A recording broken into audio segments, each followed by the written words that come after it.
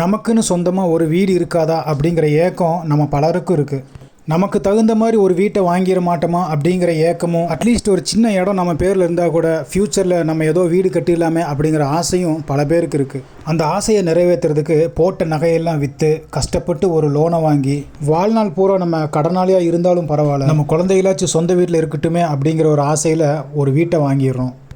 நிறைய விஷயங்களை பார்த்து கம்பேர் பண்ணி அந்த வீட்டை நம்ம வாங்குகிறோம். அதில் ஃபஸ்ட்டாக வர்றது பட்ஜெட். செகண்டு, நமக்கு பிடிச்சமான லொக்கேஷனில் அது இருக்கான்னு பார்க்குறோம். மூணாவது, வீடு பார்க்குறக்கு அழகாக இருக்கா நல்லா இருக்கான்னு பார்க்குறோம். நாலாவது, வீட்டுக்கு உள்ளே இருக்கிற வெளியே இருக்கிற ஃபெசிலிட்டிஸ் எல்லாத்தையும் பார்த்து வாங்குகிறோம். அந்த மாதிரி வாங்குகிற நம்ம கனவு வீட்டுக்கு மேன்மேலும் அழகு சேர்ப்பது உள்ளே இருக்கிற இன்டீரியர் டெக்கரேஷன்ஸ் தான். இன்றைக்கி மார்க்கெட்டில் என்னென்ன மெட்டீரியல் அவைலபிளாக இருக்குது, எதுலலாம் இன்டீரியர் டெக்கரேஷன் பண்ணலாம் அப்படிங்கிற விஷயத்தை ஒன் பை ஒன்னாக நம்ம பார்க்க போகிறோம். என்னோட நாலேஜுக்கு தெரிஞ்சு ஆரம்பமாக இருக்கிற வுட்டு, அதுக்கப்புறம் அந்த ப்ளைவுட்டு, அதுக்கு பின்னாடி வந்த அலுமினியத்துலேயும் செய்யலாம். குறிப்பாக இப்போ ட்ரெண்டிங்கில் இருக்கிற பிவிசிலையும் செய்யலாம். இன்றைக்கி நம்ம பார்க்க போகிறது பிவிசி மெட்டீரியலுடைய கபோர்ட்ஸ் இன்டீரியர் டெக்கரேஷன் பற்றி தான். ஏர்லி 2000s ட்ரெடிஷ்னல் வுட்டுக்கும் ப்ளைவுட்டுக்கும் ஆல்டர்னேட்டிவாக வந்தது தான் இந்த பிவிசி மெட்டீரியல். காலம் போக போக அதோட வளர்ச்சிக்கு தகுந்த மாதிரியே அதோட டிமாண்ட் ரொம்ப ஜாஸ்தியாச்சு. அதுக்கு காரணம் வாட்டர் ரெசிஸ்டன்ஸ். தண்ணி பட்டால் அந்த மெட்டீரியல் ஒன்றுமே ஆகாது. ரெண்டாவது, டெர்மைட் ரெசிஸ்டன்ஸ். கரையான் போன்ற பூச்சிகள் அதை அரிக்கவே அரிக்காது. மூணாவது, அந்த பொருள் நேச்சராகவே லைட் வெயிட்டாக இருந்தது. நாலாவது, ரொம்ப முக்கியமான விஷயம், இது செய்கிறதுக்குண்டான பட்ஜெட் ரொம்ப கம்மியாக இருந்தது தான். இவ்வளோ ட்ரெண்டிங்காக இருக்கிற இந்த பிவிசியில் இன்னமும் பார்த்திங்கன்னா ஜனங்களுக்கு நிறைய சந்தேகங்கள் இருக்குது. அதோட குவாலிட்டி நல்லா இருக்குமா, லைஃப் டைம் எத்தனை வருஷம் வரும், கலர்ஸ் அவைலபிளாக இருக்குமா, நினச்ச கலர் போடலாமா, இல்லை கொடுக்குற காசுக்கு வர்த்தான பொருளா அப்படிங்கிற சந்தேகங்களுக்கெல்லாம் இன்றைக்கி விடை தேட போகிறோம். இந்த பிவிசி கபோர்ட்ஸ் 3 ஸ்டைலில் செய்யலாம். ஒன்று ஃப்ரேம் ஃபினிஷ், இன்னொன்று ஏ செக்ஷன் ஃபினிஷ், கடைசியில் ஷீட் லேயர் ஃபினிஷ். ஃப்ரேம் ஃபினிஷுங்கிறது அவுட்டரில் பிவிசி ஃப்ரேம் கொடுத்து ஏ செக்ஷன் டோர் மாட்டி செய்கிறது தான் ஃப்ரேம் ஃபினிஷ். என்னதான் இது பிளாஸ்டிக் மெட்டீரியலாக இருந்தாலும் இதுக்கு பலம் சேர்ப்பது கண்டிப்பாக உள்ளே போடுற ரீப்பர் தான்.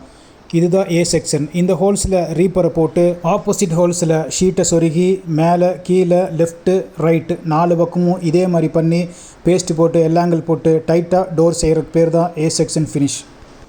ஏ செக்ஷனும் இல்லாமல் ஃப்ரேமும் இல்லாமல் மேலே தெரிகிற இந்த ஹாலோவில் அந்த ஷீட்லேருந்தே ஒரு 2 பிட் லேயரை கிழித்து மேலேயும் கீழேயும் சீல்டு பண்ணி ஒட்ட வச்சு டோர் செஞ்சு ஃபினிஷிங் பண்ணுறதுக்கு பேர் தான் ஷீட் லேயர் ஃபினிஷ். இது பார்க்குறக்கு அவ்வளோ அழகாக இருக்கும் ஃபினிஷிங்கில்.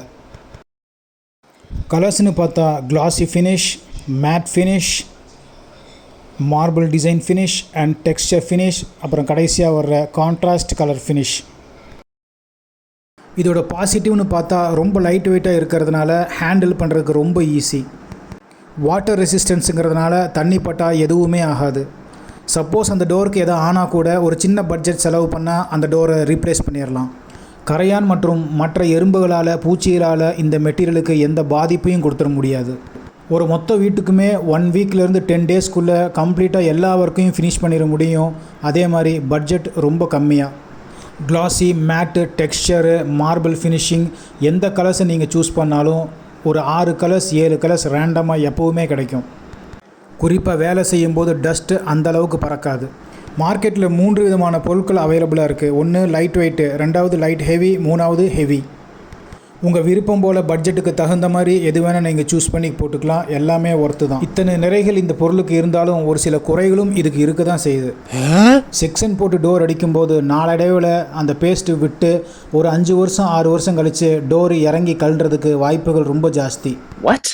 ஆனால் ஷீட் லேயர் ஒர்க்கில் அந்த கம்ப்ளைண்ட் வராது. இந்த மெட்டீரியலுக்கு பலம் சேர்ப்பதே அந்த ஹாலோக்குள்ளே போடுற அந்த வுட்டு தான். அந்த வுட்டு தரம் இல்லாமல் போயிடுச்சுன்னா இந்த மொத்த பொருளுமே தரம் இல்லாததாக மாறிடும். ஏன்னு கேட்டால் அந்த வுட்டில் தான் அந்த இன்ச்சஸ் மொத்தமுமே தாங்கி பிடிக்கும். முக்கியமாக ஸ்க்ரூஸ் நிற்கிறதே அந்த ரீப்பரில் தான்.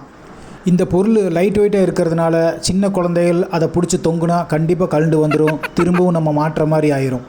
இந்த டோர் க்ளோஸ் பண்ணும்போது ஒரு மேக்னெட் கேச்சர் அதை தாங்கி பிடிக்கும். கிச்சனில் இருக்கிற டோர்ஸ் தண்ணி பட்டு அந்த மேக்னெட் கேச்சர் துருப்பேறதுக்கு வாய்ப்புகள் ரொம்ப ஜாஸ்தி. நல்லா மெயின்டைன் பண்ணி தொடச்சி க்ளீனாக வச்சு பார்த்துக்கிட்டிங்கன்னா அந்த கம்ப்ளைண்ட்டும் உங்களுக்கு வராது. அப்படியே வந்தாலும் சின்ன பட்ஜெட்டில் அதையும் சரி பண்ண முடியும். அதே மாதிரி வெயிலில் போடக்கூடிய அந்த டோர்ஸ் கண்டிப்பாக 5 வருஷம் கழித்து கலர் ஃபேட் ஆயிரும். என்னதான் இந்த பொருள் தரமாக அழகாக இருந்தாலும் நல்ல குவாலிட்டியான ரீப்பரை போட்டு இதை செய்யலைன்னா மொத்தமுமே நாசமாயிரும். அதனால் நல்ல குவாலிட்டியாக வேலை செய்கிற ஆளுகிட்ட வேலையை கொடுங்க. Kitchen cabinet, loft cabinet, wardrobe, TV unit, showcase எதாக இருந்தாலும் இதில் செய்யலாம். செய்யும்போதே தரமாக செஞ்சுட்டா கண்டிப்பாக 10 வருஷம் இதோட லைஃப் டைம் தாராளமாக வரும். நான் சொன்ன இந்த சின்ன சின்ன குறைகள் எந்த மெட்டீரியலாக இருந்தாலும் வரத்தான் செய்யும். அதனால் நம்ம செலவு பண்ணுற பட்ஜெட்டுக்கு இந்த பிவிசி கபோர்ட்ஸ் கண்டிப்பாக ஒர்த்து தான். கோயம்புத்தூரில் இருக்கக்கூடிய மக்கள் மட்டும் பிவிசியில் வேலை செய்யணும்னு சொன்னால் என்னை கூப்பிடுங்க. வெளியூரில் இருக்கக்கூடிய மக்கள் தயவு செஞ்சு என்னை கோவிச்சுக்காதீங்க. நம்ம கிளைகள் வளரும்போது நான் வருவேன் இன்ஷா அல்லாஹ். ஃபர்தராக உங்களுக்கு ஏதாவது சந்தேகம் இருந்தால் கமெண்டில் கேளுங்க, கண்டிப்பாக பதில் தரேன்.